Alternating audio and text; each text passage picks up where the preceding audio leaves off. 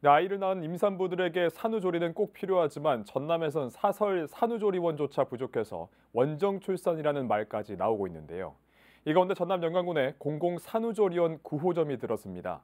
부족한 출산 관련 서비스의 마중물 역할을 할 수 있을지 기대를 모읍니다. 조희성 기자입니다.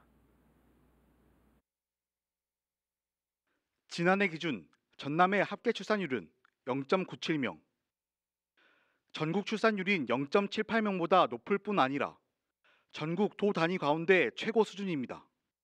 하지만 산후조리원이 없는 지역은 14곳에 달해 전남 농어촌 지역의 임산부들은 산후조리를 받으려면 다른 대도시로 가야 해 원정 출산을 선택하는 경우가 많았습니다.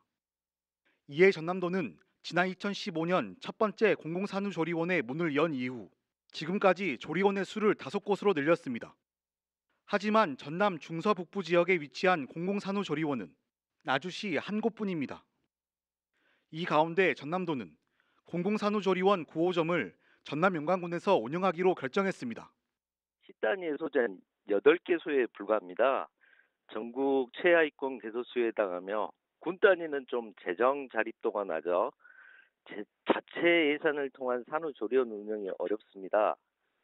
공공산후조리원 9호점은 산후조리시설이 없는 중북부권역 수요조사 결과 설치를 희망한 군지역 대상으로 공모를 진행했으며 전남 공공산후조리원 선정심사위원회를 통한 심사를 거쳐 설치 대상지로 확정했습니다.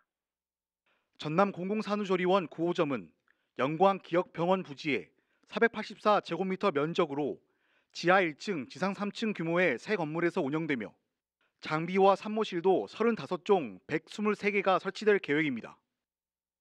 9호점의 특징으로 취약계층과 다자녀 출산모가 해당 조리원을 이용하면 산후조리 비용을 최대 70%까지 지원받을 수 있습니다. 더불어 임산부 교육과 산후건강관리 특화 프로그램도 입소 기간 동안 이용할 수 있습니다. 유산하거나 사산한 산모가 대상인 산후조리 서비스도 확대 지원됩니다. 본격적인 운영은 오는 2026년 상반기부터 시작될 예정입니다. 9호점 설치로 공공산후조리원 이용률이 낮았던 중남부권 도민들의 산후조리원 이용 수요를 반영해 보편적 산후조리 서비스가 제공될 것으로 기대됩니다. 앞으로 9호점은 산모의 쾌적하고 안전한 서비스 제공을 위해 신축 방식으로 건축되고 설치 대상 부지 훼손을 최소화함으로써 자연 친화적인 건물이 될 것입니다. 산후조리원 운영은 3년 동안 위탁 방식으로 운영되며 운영 성과를 기반으로 재수탁 선정 심사를 통해 재수탁 기관으로 선정됩니다.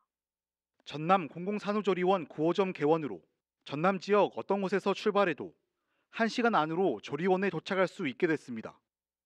이렇게 점차 개선되는 출산 관련 복지가 전남의 인구 소멸 문제를 해결하기 위한 마중물 역할을 할 수 있을지 관심이 집중되고 있습니다. CNB 뉴스 조희성입니다.